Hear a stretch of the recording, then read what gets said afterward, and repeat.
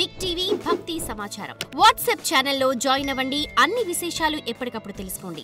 శ్రీ గురుభ్యో నమః. సభాయ నమః.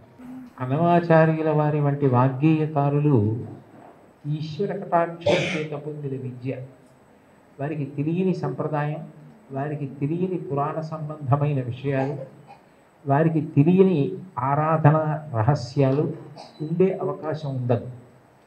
అందుకే వారు ఏ ప్రధాన భావనతో ఒక కీర్తనని రచన చేయడం ప్రారంభం చేశారో దానికి సంబంధించిన విషయాన్ని సమగ్రంగా కీర్తనలో ప్రతిపాదించగలుగుతారు.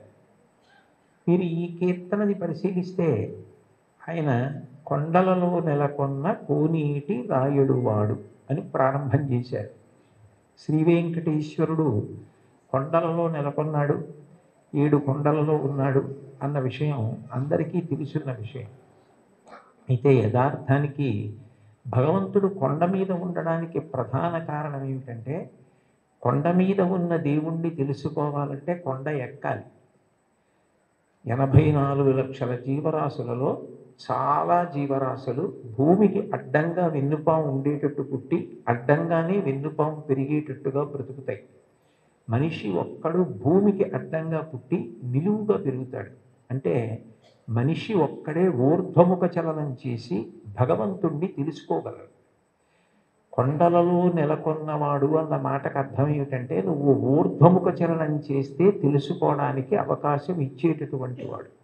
అందుకనే ఆయన ఆనంద నిలయ విమానమునందు ఉంటాడు.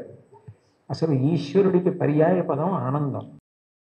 కృష్ణుడి పేరు కూడా నిజానికి కృష్ అంటే నిరతిశయ ఆనంద ఘనము. అటువంటి ఆనంద స్వరూపమైన భగవంతుడు నీకు అనుభవంలోకి రావాలి అంటే నువ్వు ఊర్ధ్వముఖ చలనం చెయ్యాలి. ఆయన కోనేటి రాయుడు. సర్వసాధారణంగా నదుల యొక్క తీరాలలో ఈశ్వర దేవాలయాలు ప్రతిష్ఠితమవుతూ ఉంటాయి. అక్కడ స్వయంభూగా వ్యక్తమవుతూ ఉంటాడు. కానీ వెంకటేశ్వరుడు మాత్రం స్వామి పుష్కరిణికి ఎనలేని ప్రాధాన్యతనిచ్చి దాని పేరే స్వామి పుష్కరిణి అయింది.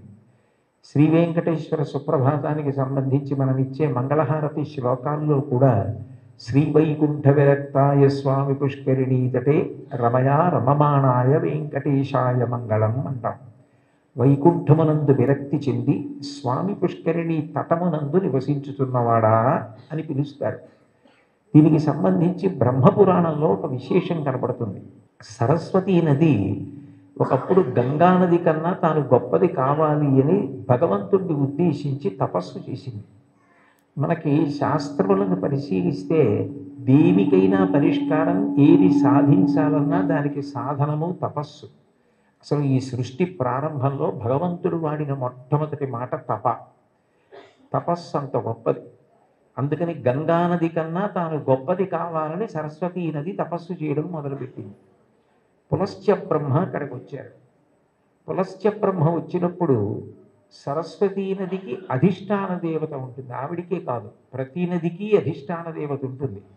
ఆ అధిష్టాన దేవత అనుగ్రహించినప్పుడు ఒక రూపంతో ప్రత్యక్షమై కనపడుతుంది. అందుకే భాగవతంలో పరీక్షిత్ ప్రాయోపవేశం చేసినప్పుడు అమ్మా అని పిలిచిన నరు బొమ్మ అని ముక్తి కడకు బుద్ధువట, కృపన్ లెమ్మా నీ రూపముతో రమ్మా నాకెదురంగ గంగ రమ్యతరంగా అంటాడు. కాశీఖండంలో శ్రీనాథుడు కూడా గంగ అధిష్టాన దేవత ప్రాణోత్క్రమణమవుతున్న వాళ్ళని వచ్చి ఎలా అనుగ్రహిస్తుందో చెప్తాడు. ప్రత్యక్షమై వచ్చి భాగీరథి గంగ మృదుల హస్తము సాచి మేను నిగురు అంటాడు. అటువంటి సరస్వతీ నదికి కూడా అధిష్టాన దేవత ఉంటుంది. ఆవిడ తపమాచరిస్తోంది గంగ కన్నా గొప్పది కావాలి అని. గంగానదికి ఒక ప్రాముఖ్యత ఉంది. ఆవిడ ఒక్కతే త్రిపథగా అంటే 3 లోకముల యందు ప్రవహిస్తుంది. ఆమె స్వర్గలోకంలో ప్రవహిస్తే మందాకిని, భూమి యందు ప్రవహిస్తే భాగీరథి, పాతాళమునందు ప్రవహిస్తే భోగవతి. 3 లోకముల యందు ప్రవహించేది త్రిమూర్తుల యొక్క స్పర్శ కలిగినది గంగానది ఒక్కటే. బ్రహ్మకమండలంలో ఆయన నిత్య వ్యాపారము చేసుకోవడానికి అంటే నిత్యకర్మ చేయడానికి ఉపయుక్తమవుతుంది. ఆదావాది పితామహస్య నియమ వ్యాపార పాత్రీ జలం అంటారు శంకరాచార్యులు వారు గంగాష్టకం చేస్తూ. ఆ తర్వాత బలిచక్రవర్తి వామనమూర్తికి 3 అడుగుల నేల దానం చేసినప్పుడు ఆ వామనమూర్తి భూమిని కొలిచి ఆకాశాన్నంతటినీ కొలిచేస్తూ పెరిగిపోయాడు. ఇంతంతై వటుడిత్తై మరియు తానింతై అభోవీధిపై అంతై తోయద మండలగ్రమణ కల్లంతై ప్రభారాశిపై అంతై చంద్రునకంతై ధ్రువునిపై అంతై మహర్వాటిపై అంతై సత్యపదోన్నతుండగుచు బ్రహ్మాండాంత సంవర్ధియ్యి. అలా పెరిగిపోతున్నప్పుడు ఆయన పాదం వస్తోంది. చూడండి, మీ పాదం మా ఇంట్లో పెట్టండి అంటారు. మీ పాదం మా ఇంట్లో పెట్టండి అంటే వాళ్ళ ఇంట్లో కూర్చుని పాదం జాపి వాళ్ళ ఇంట్లో పెడతాడా? కాదు. మీ పాదం మా ఇంట్లో పెట్టండి అంటే మీరు మా ఇంటికి రెండే. విష్ణు పాదం వస్తోంది అంటే విష్ణు వస్తున్నారని. విష్ణువెవరు? బ్రహ్మగారికి తండ్రి. అందుకని బ్రహ్మగారు గబగబా సత్యలోకంలోంచి బయటికి వచ్చి, మా నాన్నగారి పాదం బయటకు వస్తోంది, కొడుకుగా మా నాన్నగారు వస్తున్నప్పుడు ఆయన కాళ్ళు కడగడం నా కర్తవ్యం అని తన పుట్టిల్లిద పొమ్మటంచునజుడు తన్నాభి పంకీరుహంబు నిరీక్షించి నటించి ఉన్నత పదంబుంగాంచి తత్పాదశేచనముంచేస కమండలూదకములను చల్లించి తత్వోయముల్ వినువీధిన్ ప్రవహించే దేవనదిగా విశ్వాత్ము కీర్తి ప్రభన్ అంటారు. బ్రహ్మగారు విష్ణు పాదములు కడిగారు ఆ గంగాజలాలతో.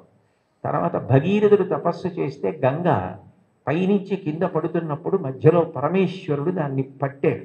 భవాంగపతి తంతోయం పవిత్రమితి పస్పృశు అంటారు రామాయణం బాలకాండలో. శివుడి యొక్క శరీరానికి అంతటికీ తగిలి గంగ ప్రవహించింది.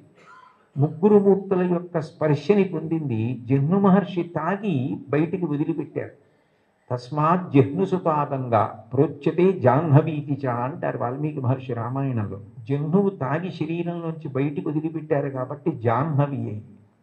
ఋషి తీసుకొచ్చారు కాబట్టి ఋషి స్పర్శని పొంది, అంటే జహ్నువు శరీరంలోంచి వచ్చింది. భగీరథుడు రాజర్షి, రాజు తీసుకొచ్చాడు కాబట్టి, ఒక ధర్మం కోసం తీసుకొచ్చాడు కాబట్టి అంత పవిత్రమూర్తి అయి సగరులను ఉద్ధరించి, అంత గొప్పదైన గంగతో సరస్వతి పోటీ పడి తపస్సు చేసింది. ఆ సమయంలో పులస్త్య బ్రహ్మ వచ్చారు. పులస్త్య బ్రహ్మ అంటే రావణ బ్రహ్మకి తాతగారు. రావణ బ్రహ్మ తండ్రి విశ్వవసో బ్రహ్మ, విశ్వవసో బ్రహ్మ తండ్రి పులస్త్య బ్రహ్మ. పులస్త్య బ్రహ్మ బ్రహ్మమానసపుత్రుడు, అంటే తిన్నగా బ్రహ్మగారి యొక్క మనసులోంచి ఆవిర్భవించినటువంటి వాడు. అంత గొప్పవాడైన పులస్త్య బ్రహ్మ వస్తే, సరస్వతీ నది తపస్సు చేస్తున్నాను కదా, ఇప్పుడు నేను లేవవలసిన అవసరం ఏముందని లేవలేదు, స్వాగతం పలకలేదు, అర్ఘ్యపాద్యాదులు ఇవ్వలేదు. ఎంత పూజలో ఉన్నా, ఎంత వ్రతంలో ఉన్నా, ఎంత గొప్ప కార్యం చేస్తున్నా మహాత్ములు వచ్చినప్పుడు లేచి నిలబడి అర్ఘ్యపాద్యాదులు ఇవ్వాలి. అలా ఇవ్వకపోతే పరమదోషం కలుగుతుంది. గజేంద్రమోక్షణ ఘట్టంలో కూడా ఇంద్రద్యుమ్న మహారాజు గారు అగస్త్యుడు వచ్చి లేచి నిలబడి నమస్కరించి అర్ఘ్యపాద్యాదులు ఇవ్వని కారణం చేతనే గజయోని ఎందు పుట్టవలసి వచ్చింది. ఒకనాడాంధ్రుపొడచ్యుతున్ మనములోను హించుతున్ మౌనియై అకలంక స్థితియున్నచో కవచజుండచూటికున్ వచ్చి లేవక పూజింపకయున్న మౌనికని నవ్యక్రోధుడై మూఢాలుబ్ధకురీంద్రోత్తమ యోని పుట్టుమని శాపం విద్య భూవల్లభ అంటారు భాగవతం అష్టమ స్కంధంలో. మహాత్ములు వచ్చినప్పుడు వెంటనే లేచి నిలబడి నమస్కరించి అర్ఘ్యపాద్యాదులు ఇవ్వాలి.